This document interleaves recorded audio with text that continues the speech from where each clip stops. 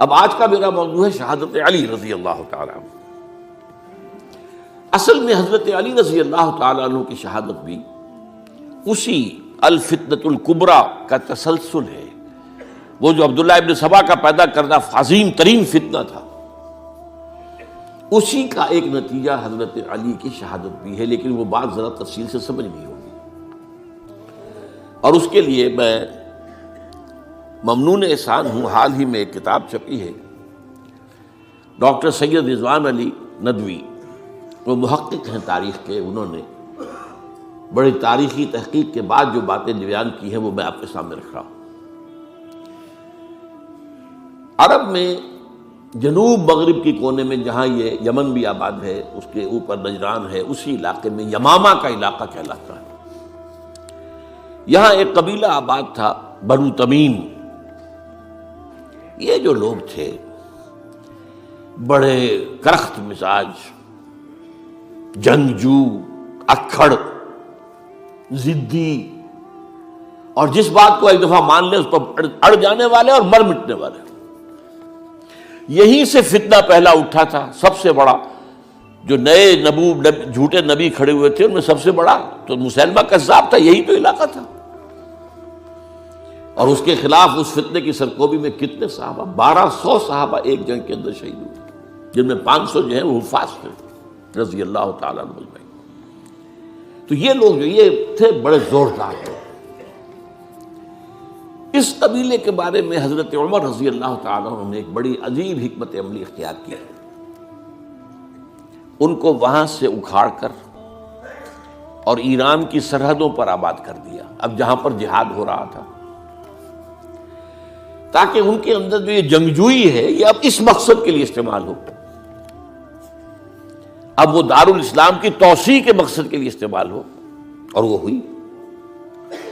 حضرت عمر نے 2 چھاؤنیاں بنائی تھی رضی اللہ تعالیٰ، کوفہ اور بصرہ، کیونکہ ظاہر بات ہے کہ اب جو اسلام کا دائرہ پھیل رہا تھا اور اسلامی حکومت پھیل رہی تھی، اور زیادہ تر جو ہے مشرق کی طرف پھیل رہی تھی، ایران اور خراسان وغیرہ کی طرف، تو اب مدینے سے اس کا کنٹرول اتنا آسان نہیں تھا، فاصلہ تھا، تو چھاؤنیاں بنائیں تاکہ یہ اس سرحد کے اوپر یہ موجودہ مرکز رہے، یہاں فوجیں موجود رہیں، کہیں کوئی بغاوت ہو تو اس کو کچلنے کے لیے وہ قوت فوری طور پر دستیاب ہو سکے۔ یہ لوگ ہیں کہ جو عبداللہ ابن سبا کی فتنے سے سب سے زیادہ متاثر ہوئے۔ ان کی مزاج میں وہ کجی تو تھی نا۔ حضرت عمر بھی ان کا جو ایک مضبوط کنٹرول تھا انہیں دبائے رکھا ہے، اور ان کا رخ جو ہے ایک دوسری طرف موڑ کر اس سے اسلام کو فائدہ پہنچایا۔ لیکن اس کے بعد جب فتنہ جو آیا یہ عبداللہ ابن سبا، تو سب سے بڑھ کر یہی لوگ اس کے ماننے والے، اور انہی میں سے وہ لوگ تھے جنہوں نے جانیں بھی دے دی ہیں، جنہیں حضرت علی نے زندہ جلایا ہے، اس لیے کہ وہ کہتے تھے کہ علی خدا ہے۔ اے علی تم خدا ہو، تم ہمیں آگ میں جلا رہے ہو، یہ تو تم ہمارا امتحان لے رہے ہو۔ وَلَنَبْلُوَنَّكُمْ بِشَيْءٍ مِّنَ الْخَوْفِ وَالْجُوعِ وَنَقْصٍ مِّنَ الْأَمْوَالِ وَالْأَنفُسِ وَالثَّمَرَاتِ۔ اب وہ اس آیت کو اپنے اوپر منطبق کر رہے ہیں۔ تو یہ جو کرخت لوگ تھے، انہوں نے در حقیقت جو ہے عبداللہ ابن سبا کے کردار میں سب سے بڑا رول پلے کیا، اور انہی کے ہاتھوں حضرت عثمان شہید ہوئے رضی اللہ تعالیٰ۔ اور اس کے بعد انہوں نے حضرت علی رضی اللہ تعالیٰ عنہ کو اپنے گھیرے میں لے لیا، کیونکہ انہی کی کثیر تعداد موجود تھی مدینے میں جب حضرت عثمان شہید ہوئے۔ اس کے بعد اب ظاہر بات ہے کہ کوئی نہ کوئی تو خلیفہ ہونا چاہیے تھا۔ حضرت طلحہ سے کہا گیا، انہوں نے معذرت کر لی، حضرت زبیر سے کہا گیا، انہوں نے معذرت کر لی۔ اب ظاہر بات ہے کہ حضرت علی آخر امت کو چھوڑا تو نہیں جا سکتا تھا بغیر امام کے، انہوں نے قبول کر لی، اگرچہ حضرت حسن روکتے رہے کہ ابا جان یہ ان لوگوں کی بیعت جو ہے آپ قبول نہ کیجیے۔ حضرت حسن تو ان میں سے ہیں جو حضرت عثمان کے دروازے پر کھڑے تھے پہرے دار کی حیثیت سے، حسن اور حسین رضی اللہ تعالیٰ عنہ، انہیں تو معلوم تھا فتنہ جو کون لوگ ہیں۔ اس کے بعد حضرت علی رضی اللہ تعالیٰ عنہ نے اسی حکمت سے، جس حکمت کے تحت حضرت عمر نے یہ چھاونیاں آباد کی تھیں، دارالخلافہ بھی مدینے سے کوفہ منتقل کر دیا، تاکہ پورے عالم اسلام کو کنٹرول کیا جا سکے اس مرکز کے ساتھ۔ اس کا نتیجہ یہ نکلا کہ اب گویا کہ حضرت علی کے گرد ان لوگوں کا گھیراؤ مکمل، کوفے میں یہی تو آباد تھے، کوفی یہی تو تھے، حضرت عمر نے انہیں لا کے یہاں آباد کیا تھا۔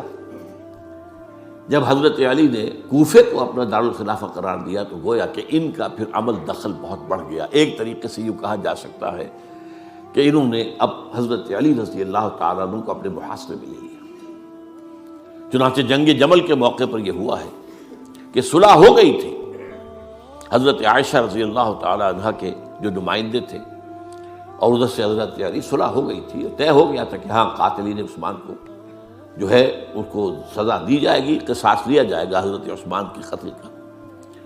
لیکن ان لوگوں نے 10,000 آدمی کھڑے ہو گئے کوفے کے اندر، ہم سب قاتل ہیں عثمان کے، لو قصاص ان سے اگر لے سکتے ہو، جس کے نتیجے میں اور انہوں نے جنگ شروع کر دی۔ اور جب جنگ شروع ہو جائے تو پھر اس کے بعد تو کوئی نہیں دیکھ سکتا کیوں شروع ہوئی، کیسے شروع ہوئی، کس نے شروع کی۔ اب تو یا مارو یا مرو، دو ہی باتیں ہوتی۔ 10,000 مسلمان ایک رات میں شہید ہوئے جنگ جمل میں۔ اب اس کے بعد حضرت علی رضی اللہ تعالیٰ عنہ کی خلافت جو ہے حضرت امیر معاویہ نے ماننے سے انکار کر دیا۔ جب تک قاتلین عثمان کو سزا نہیں دیتے ہم بیعت نہیں کریں گے۔ یہ نہیں کہ دعویٰ کیا ہو کہ میں خلافت کا حقدار ہوں، یہ نہیں، لیکن یہ کہ آپ کو ان کو سزا دینی چاہیے۔ اب یہ تھا وہ مخمصہ جس میں حضرت علی رضی اللہ تعالیٰ عنہ وہ فرماتے تھے تم میرا ساتھ دو تو میں ان قاتلین عثمان سے سزا جو ہے ان کو سزا دے سکتا۔ ادھر انہیں پتا تھا کہ میں سرنڈر کرتا ہوں تو مجھے علی تک تو پہنچنے کوئی نہیں دے گا، راستے میں ختم کر دیں گے رضی اللہ تعالیٰ عنہ۔ تو یہ پیچ تھا ایک جو ایسا پڑا ہے۔ اب اس میں جب حضرت معاویہ اور حضرت علی کے مابین فیصلہ کن جنگ ہوئی، جنگ صفین جسے کہتے ہیں، جس میں 70,000 مسلمان ایک دوسرے کی تلواروں، تیروں، نیزوں سے قتل ہوئے۔ اس موقع پر حضرت معاویہ کی طرف سے ایک آفر آئی، قرآن مجید کو نیزے پر اٹھا کر لوگوں نے کہا کہ یہ خون ریزی بند کر دو، ہم قرآن کا فیصلہ ماننے کو تیار ہیں۔ حضرت علی دیکھ رہے تھے کہ یہ اصل میں میری فتح کو شکست سے بدلنے کا پروگرام ہے، تقریباً فتح میری ہو چکی ہے، لیکن یہ جو طبقہ تھا یہ انہوں نے کہا نہیں بڑی ٹھیک بات کہہ رہے ہیں، وہ مانیے ان کی بات، جنگ بند کی۔ انہوں نے ہی یہی لوگ تھے جنہوں نے مجبور کیا حضرت علی کو کہ وہ تحکیم پر رضامند ہو جائے۔ اس کے بعد تحکیم میں جو معاملہ ہوا، حضرت علی حضرت عبداللہ ابن عباس کو اپنی طرف سے حکم بنانا چاہتے تھے، یہ اڑ گئے نہیں۔ یہ اڑ جانے والے لوگ، اور یہی اصل قوت تھے، وہاں ساری طاقت تو انہیں کی تھی۔ تو انہوں نے ابو موسیٰ اشعری کو اپنی طرف سے مقرر، وہ بہت نرم خو آدمی تھے، انہیں بناؤ۔ بہرحال جو بھی بات طے ہوئی، اب تاریخ کی روایتوں میں اختلاف ہو سکتا ہے، کہا یہ جاتا ہے کہ طے تو یہ ہوا تھا حکمین کے مابین، ادھر سے ابو موسیٰ اشعری، ادھر سے عمرو بن العاص رضی اللہ تعالی عنہما، کہ آپ اپنے جو کلائنٹ ہیں حضرت علی آپ انہیں معزول کر دیجئے، میں معاویہ کو معزول کر دیتا ہوں، پھر جو ہے مسلمان فیصلہ کر لیں کسی اور کی عمارت۔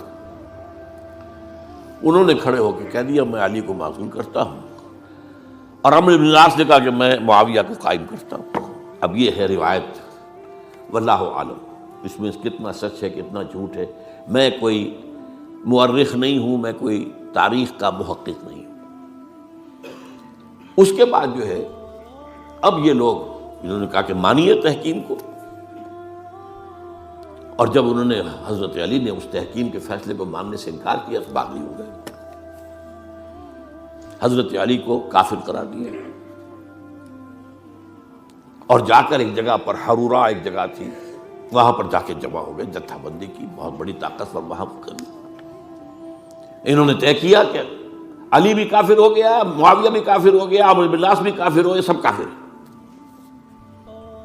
حضرت علی کی طرف سے ایک گئے سفیر ان سے بات کرنے کے لیے، تو انہوں نے کہا تم ہی نے تو کہا تھا کہ تحکیم کو تسلیم کرو، کہ ہاں ہم نے گناہ کیا تھا، کفر کیا تھا، ہم توبہ کی ہم نے. اگر علی بھی مان لے کہ میں نے مان کر کفر کیا تھا اب میں توبہ کرتا ہوں تو ہم ان کی بات مان لیں گے. اب حضرت علی اس طرح کا جھوٹ کیسے بولتے؟ انہوں نے تو کوئی کفر نہیں کیا تھا. بہرحال انہوں نے پھر بھی نرمی برتی کہ دیکھو اگر تم کوئی خونریزی نہیں کرو گے، فساد نہیں مچاؤ گے تو میں تمہیں کچھ نہیں کہوں گا. لیکن وہ اپنی ان شرارتوں سے بعد نہیں آئے. تو پھر تیسری جو بڑی جنگ ہوئی ہے ان جنگوں میں، جنگ نہروان کہلاتی ہے، حضرت علی کی جنگ خوارج کے ساتھ، جس میں 4000 خارجی جو ہیں وہ ختم ہوئے. اور یہ بات اب آپ نوٹ کر لیجئے کہ یہ لوگ جیسا کہ اکھڑ بھی تھے لیکن اپنی بات پر ڈٹ جانے والے تھے، لیکن ساتھ ہی دیندار بھی تھے، نمازی اور روزہ دار بھی تھے. یہ اس طرح کے لوگ نہیں تھے کہ جو فاسق اور فاجر ہو. بس یہ مزاج کا ایک ہے، جو بات دل میں بیٹھ گئی اڑ گئے. تو یہ اصل میں انہوں نے پھر فیصلہ کیا کہ اور تو ہمارے بس میں اب کچھ نہیں ہے، ان تینوں کو قتل کر دیا جائے، علی کو بھی اور معاویہ کو بھی اور عمرو بن العاص کو بھی. تو ایک جگہ ان کی سازش ہوئی، 3 آدمی معین ہو گئے، ایک ہی وقت کا طے فیصلہ ہو گیا، فلاں تاریخ کو فجر کے وقت تم جاؤ، وہ تم کوفے کی جامع مسجد میں، جب علی نماز جماعت کرا رہے ہو خنجر مارو انہیں. اور یہ اس کا نام ابن ملجم تھا، خارجی. یہ وہی لوگ بنو تمیم کے لوگ. دوسرا جو تھا وہ دمشق میں حضرت معاویہ کو قتل کرنے، شہید کرنے کے لیے پہنچ گیا. تیسرا مصر پہنچ گیا حضرت عمرو بن العاص کو. اب یہ بات اللہ کی طرف سے ہے، یہ تو اس کی مشیت ہے، اس کا فیصلہ ہے. حضرت علی پر وار کارگر ہوا، اب شہید ہو گئے. حضرت معاویہ پر وہ وار ذرا اوچھا پڑا، زخمی تو ہوئے لیکن آپ کی جان بچ گئی. عمرو بن العاص اس روز مسجد میں کسی معذوری کی وجہ سے، عذر کی وجہ سے فجر میں آئی نہیں سکی، لہذا حضرت علی کی شہادت ہو گئی. اب یہ ہے اصل پس منظر، کن لوگوں نے کیا شہید، اصل میں وہ سمجھ لینے کی بات ہے. یہ خوارج نے شہید کیا، لیکن خوارج کا فتنہ سبائی فتنے ہی کا آف شوٹ ہے، اسی کے ذیل میں ہے، اسی کی ایک شاخ ہے، اسی کا ایک نتیجہ ہے. یہ خوارج جو ہے بعد میں بھی ان کی مسلسل جو ہے وہ جنگیں رہی ہیں.